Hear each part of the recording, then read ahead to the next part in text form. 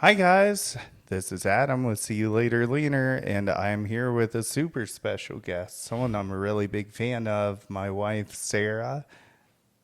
Hey guys. And if you haven't been following along Sarah's journey, Sarah has lost 120 pounds. She is committed to actually getting on stage in 3 weeks now for the Nevada State. So we're getting really close to show time. And I think one thing that really stands out about this journey, to me is one, I get to coach a lot of clients, but to live with someone who has done this is really cool.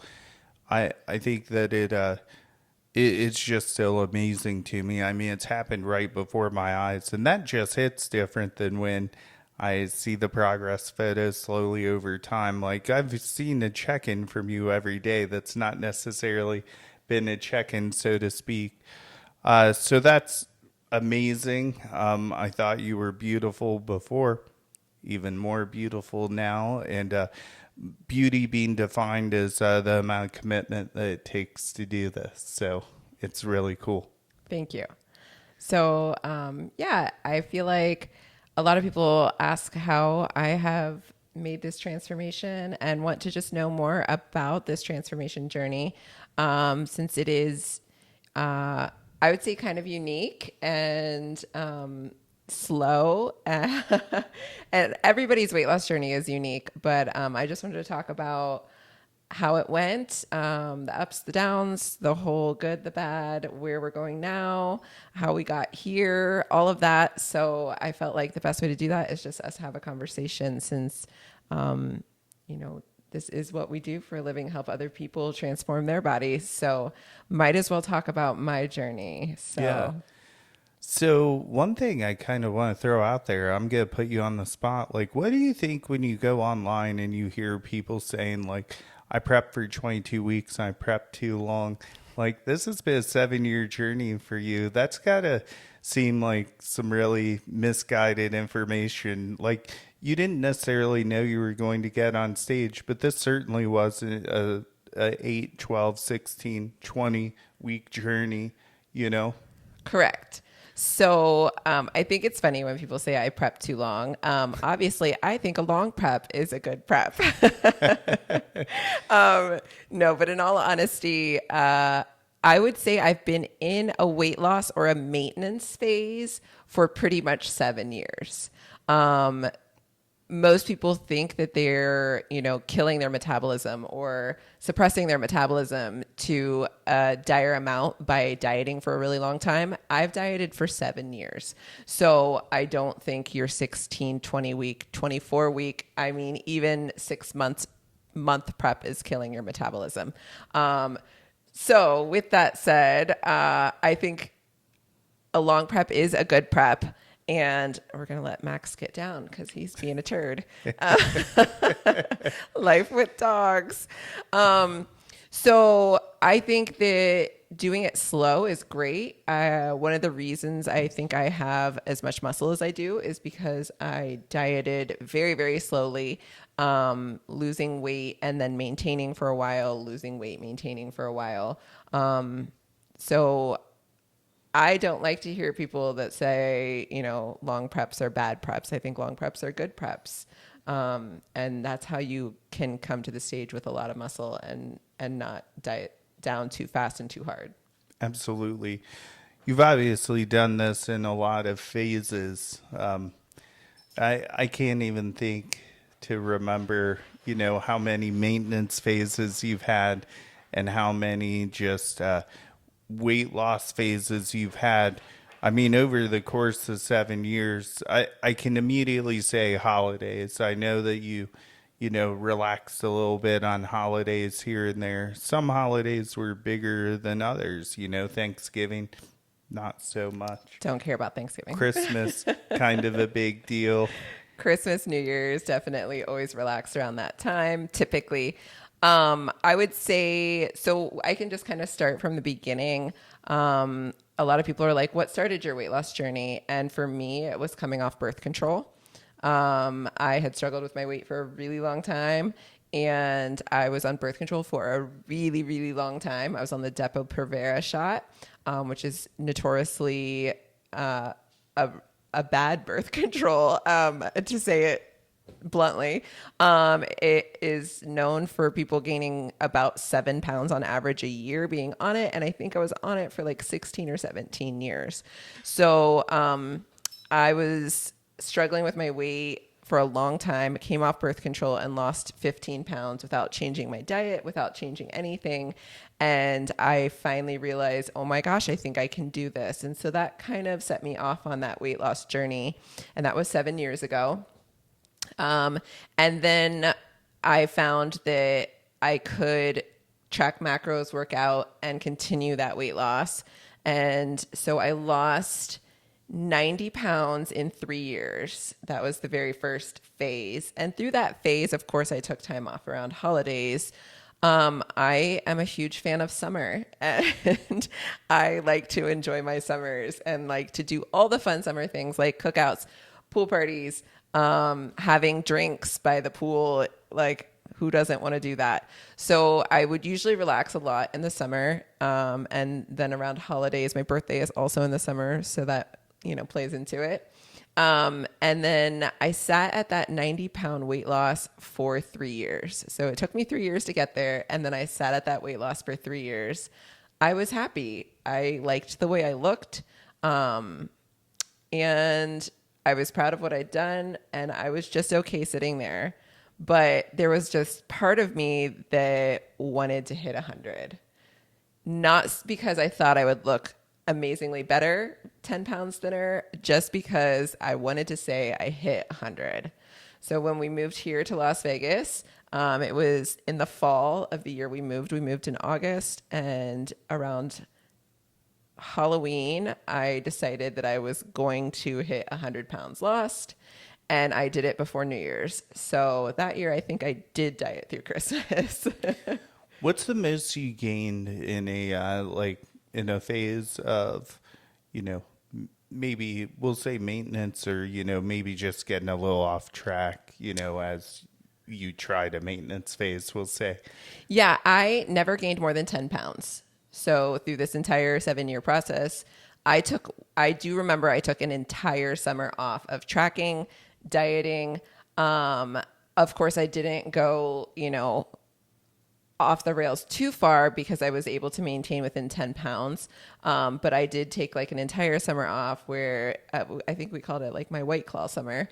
I drank a lot of White Claws, enjoyed a lot of pool time, and didn't track at all. And in that process, I feel like 10 pounds was always the point where I was like, it's time to get it together. Like, if I saw the scale go up 10 pounds, it was like, okay, I worked too hard to lose this weight. I'm not going to put it back on. So I feel like I would give myself that leeway to have a little fun, take some time off. Also, to give my metabolism a little break. Dieting for a long time, it is, there is some metabolic suppression that happens. And if I wanted to lose more, I couldn't just keep digging deep for 7 years straight. So, giving myself those little time to gain a little bit of weight and be a little more free with my macros also gave me not just the metabolic benefits, but also the mental part of it. Tracking everything you eat and dieting, working out all the time, it's hard. And I think sometimes we need a little mental break. And so I had to take those little mental breaks to reset. And then, I was ready to kind of dig in deep again. It's like the tortoise and the hare mentality, like just keep going at a good pace, give yourself some breaks here and there, and you're going to finish the race. But if you just, go right out the gates, try to maximize every variable, track every step, I know your prep hasn't even gotten into that point yet where you're, tracking steps, but you've made continual progress. So it doesn't have to be that minute as people might think. But it's really cool. 7 years, I kind of think about a couple things. One, when I saw this happen right before my eyes, I saw you, get rid of the birth control, You turned into a jerk for a little bit during that time. I'm not even gonna lie. I was wondering if I was gonna get my wife back, I but was completely insane for 3 months. for a I will little admit bit, it. yeah, it Three was months of like highs insanity. and lows, and that really brought me to the attention of hormones and hormone health. So having this happen right next to me, and then all of a sudden I see you not really change your eating habits that much and just start losing weight. And I was like, there is something to this, and I had always heard it. I had heard it from trainers who were way older than me. And, I just kind of thought that they were set in their ways. They've had a lot of freaking experience, and I needed to listen to them. I was set in my ways, and you see something like that, it makes you change. So I obviously started my hormonal internship, mentorship, I should say, with a couple different coaches. And that was monumental, but also one really big thing I want to say about this statistic, you'll be going on the 8-year mark here soon in the fall. That is 4 times keeping the weight off. The average person gains their weight back in 2 years. So you're going to be 4 times around the world with that statistic. I will say the longer you're living and the longer you're against that statistic, the harder it probably is. However, I think it's just more proof how strong you are. The fact that you've been able to go around the world 4 times with that statistic, that's pretty amazing. I thank you. I feel like, honestly, I'm somebody who's really good at maintaining. And so I think that has been to my benefit. So when I can ease up a little bit and maintain really well, but I'm also really good at reeling it in. So I think had I lost 20 pounds, I might be somebody who gained back 20 pounds really easily. But I think because I did it slowly, I did it steadily, and I did it in a way that was not absolute and pure misery, it going back on after taking some time off, going back on my diet doesn't seem that bad because I have never done it to the point where I was starving or miserable. I mean, prep's a little different. Prep's a little miserable, but and of course I'm going to plan on gaining a little bit of weight after my show, but I still think I've worked really hard to get here. I'm good at maintaining. I know what it takes to maintain. And I don't mind putting in the work that it takes to maintain weight. Now I am somebody that has to dig really deep to lose. And so I do have to kind of gear up to be like, all right, we got to buckle down. I want to take off such and such 5 pounds, 10 pounds, whatever it is, and so obviously prep has been very hard for me. I am a slow loser. It has been a real challenge, and I am definitely digging deeper than I ever have with this diet. And I look forward to maintaining and then maybe, like putting on, I'm hoping to stick around like the 10-pound range as my reverse and off season weight, maybe 15, depending on how lean I get for the stage. But yes, I appreciate that. A lot of people are like, how do you keep it off? And to me, keeping it off has never been the real hard part. It has literally been the digging deep and going any lower than where I'm currently at. So I don't know, maybe it's just because I've done it for so long that maintenance doesn't seem that hard to me. But Yeah. So would you say you're genetically gifted? no. No. Would you say in some aspects you are? Yes. What aspects are that? I would say I'm genetically gifted when it comes to strength. I competed in powerlifting because I was naturally strong. So a long time ago when I was heavy, I did compete in powerlifting. I never really had to try that hard to be a good powerlifter, and it came very naturally to me. So I would definitely say I am gifted when it comes to strength. I put on muscle very easily. So I would say in those ways, yes. And I guess most people, you get one or the other. You either are lean and you don't have to work that hard to be lean and you can't build muscle, or you build muscle really well and you struggle to get lean. So it's, two sides of the same coin, I guess. And I happen to be on I build muscle really easily, but I struggle to get lean. You definitely have to take advantage of the gifts that you're given, but then also know what gifts you aren't and where you really have to, put the pedal to the metal, And I think you've done a really good job of that. I think when you did do powerlifting, you obviously tried hard. You had one of the best coaches in the world, Mike Tortoise, who was huge in creating daily undulating periodization, and is a huge researcher in the sport. And unfortunately, you got injured, and that kind of A lot. yeah, that's kind of the name of the game with powerlifting. So with the strength, maybe a little bit injury prone came with that genetic profile, unfortunately. Yeah, I loved powerlifting. There's still part of me that loves to lift heavy weights and go for those PRs. I've recently been deadlifting a lot. Well, up until a couple weeks ago when I decided it was probably not productive while in the end of my prep.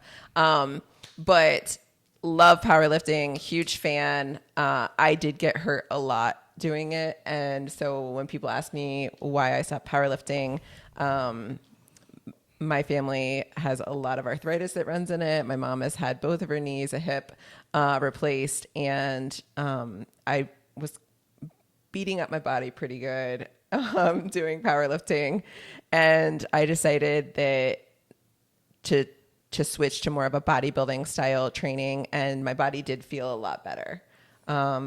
So I will say, I hate to say that like bodybuilding training is easier than powerlifting training, but it is definitely easier on the body. Maybe more enjoyable too. Definitely The more variety. enjoyable. There's more variety. I sometimes dreaded squatting another day. Squatting 3 days a week is a lot. And I was like, oh man, another squat day. Whereas like with bodybuilding training, I feel like there's a lot more variation, and I get a little more excited about my training. But I will say, if you are doing bodybuilding type training and not planning to do a bodybuilding show, at some point it did start to get to the point where I was like, what am I doing this for? I mean, obviously to be healthy, you need to work out to be healthy. And I liked, seeing my body change, but actually doing a prep, you get to see a lot more of the changes that you've made from that training. So it kind of just became a natural progression to be like, well, maybe I should do a show. That's awesome. And you still do a lot of the powerlifting movements now. I think powerlifting's kind of like the meal plan of the fitness industry, and bodybuilding's like the macros, but you're still going to use, that structure, the planning of the workout. You're going to have days you walk in there and you're like, crap, I don't want to do pull-ups, but, I know what happens if I don't do them. I get worse at them. Yeah, a lot of people have been asking me recently, since I'm competing in figure, I have a pretty big back, a pretty dense back. And people are like, oh my gosh, how did you get such a big back? And I have to give credit to powerlifting, because I definitely think that most of the mass in my back has come from powerlifting. And, deadlifts are going to grow your back, your legs. Like, it's just going to put good, solid muscle on your body. And it's a great base to work from, So I feel like I grew that base through powerlifting and then tweaked it through bodybuilding. And then do you think you'll compete again after this? That is a good question.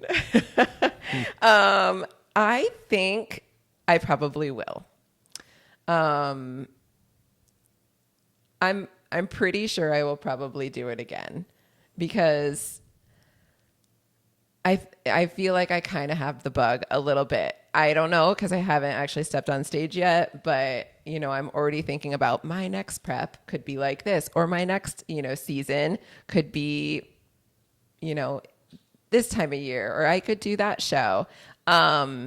So I think yes. I never thought I'd get to stage the first time, and I mean I'm still not there yet, but pretty darn close. So I would say if I'm already considering it, there's a pretty good chance I'm probably going to do another prep and competition season. That's cool. Tell me about the bodybuilding community. I've seen you kind of turn into an influencer through this process.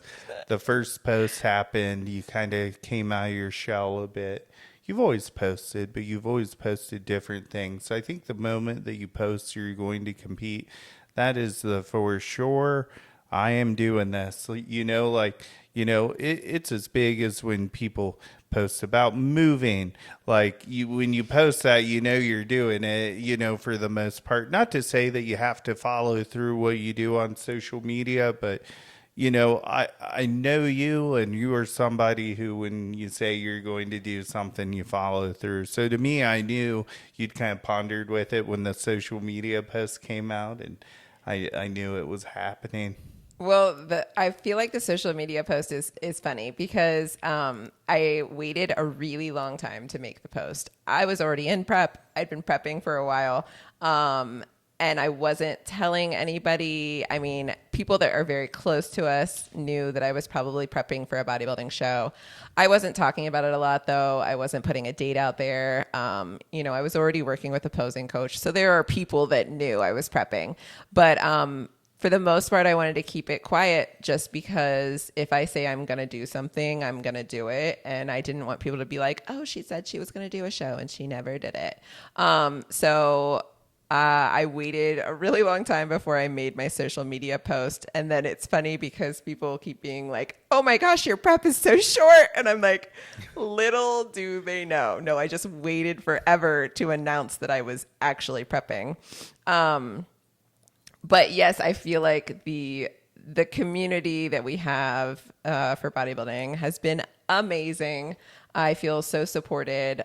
We have an awesome team who is behind me 100%. And I love that. I love the support I've received, the kind words, encouragement, all the things has been amazing. I think there's been a lot of times when I didn't want to go through with this, or I questioned whether I should.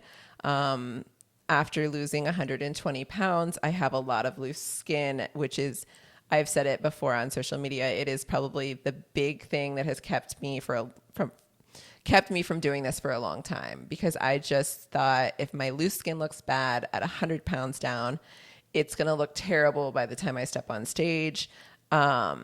And so honestly, that has kept me from really trying to get on stage, because I'm embarrassed by it. I don't like how it looks. And I feel like people have been so encouraging about it. And obviously it's going to be there. You don't lose 120 pounds without having some loose skin.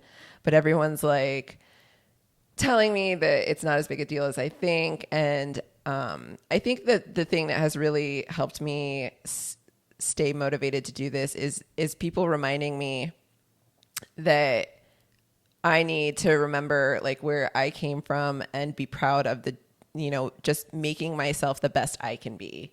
And so for me, like stepping on stage, looking like I belong is winning. I don't need to win the show. I don't eat, I just want to look like I belong on stage, and to have lost 120 pounds and look like I belong on a bodybuilding stage. That's all I'm trying to shoot for. And I'm doing it so that to help other people see that you can get in the best shape of your life after being over 100 pounds overweight. You can get in the best shape of your life in your 40s, in your 50s, however old you are. I'm 42. And so I just want to do it to help encourage other people, realize that you can be your very best at any age. Even if you had 100 pounds to lose or have lost 100 pounds, we are always a work in progress. And I'm hoping that when I step on stage, it's my best I've ever been. But will it be the best I ever will be? No, because I'm going to keep working on myself. So, and I just want to do it to prove to myself I can do it. Yeah. I think that our community draws a lot of really positive people. And I think there's also people who will be negative because you've proven your loose skin is kind of like scars that you've done something a lot of people can't.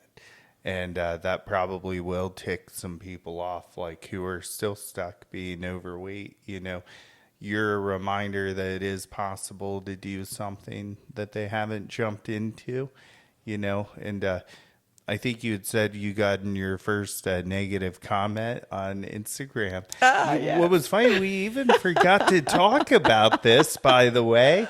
Holy crap, we did. This is great to put on the podcast. So I'm going to go ahead and tell how this happened. So I'm sitting down to pee, right? And I'm on my phone.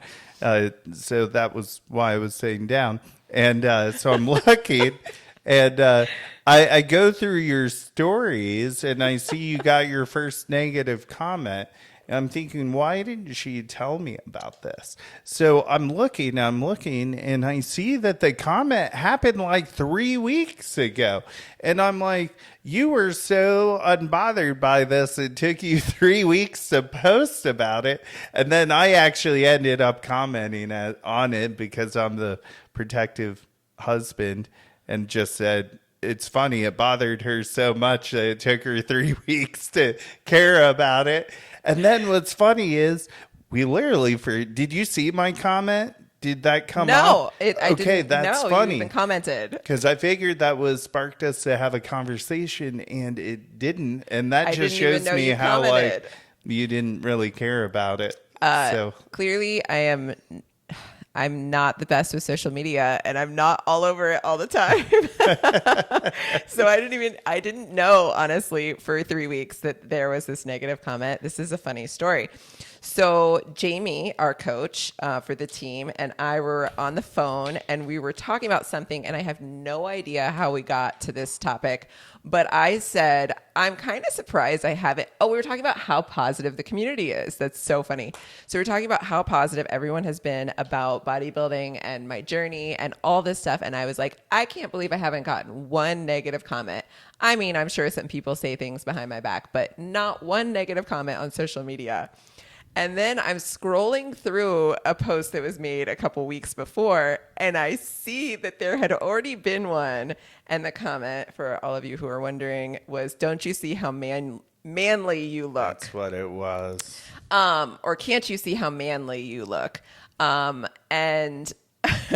and it was funny because Jamie and I had specifically talked about the "you look like a man" comment, and neither of us had gotten one, and we were both kind of surprised, and we were actually joking that we were like, I'm kind of like, I feel like that's your induction into the bodybuilding community, is to be told you look like a man. And we were both like, I can't believe neither of us have gotten this yet. And then it was that night after that conversation that I saw it. And that's why I posted it and tagged her in it in my story. Cause I was like, I did get the comment, you look like a man. Which, I mean, don't know this person, could care less what their opinion is.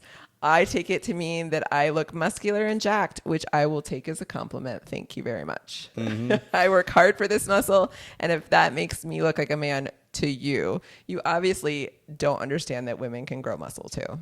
It's always from someone with no pictures or anything like Right. that. I do remember I looked, and it's, you typically never see anyone posting negative stuff from their real account.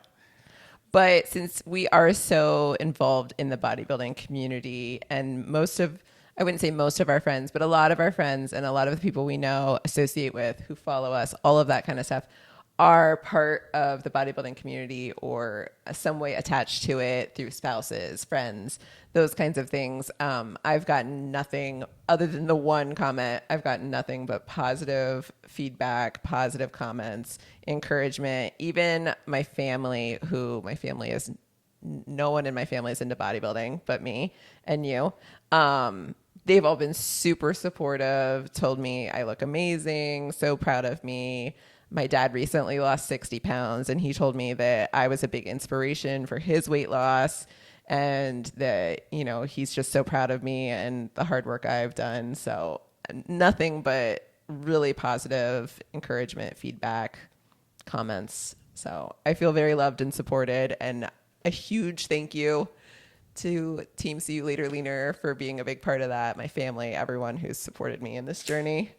Yeah, I think everyone's excited. You've kind of been like the mom of the family. You know, we've had a lot of people come and visit and stay with us, or just stay in Las Vegas. And you know, I really feel welcomed here, and we've met some really great people.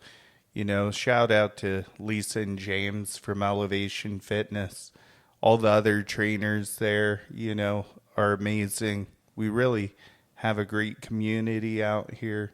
Yeah, I feel like I'm so excited that I'm doing my first. Well, I wanted to do my first show in Vegas because I I just wanted to be a part of our bodybuilding community here when I stepped on stage. And we love Elevation and everyone there, and they're super supportive. And then we also have, you know, friends and clients here.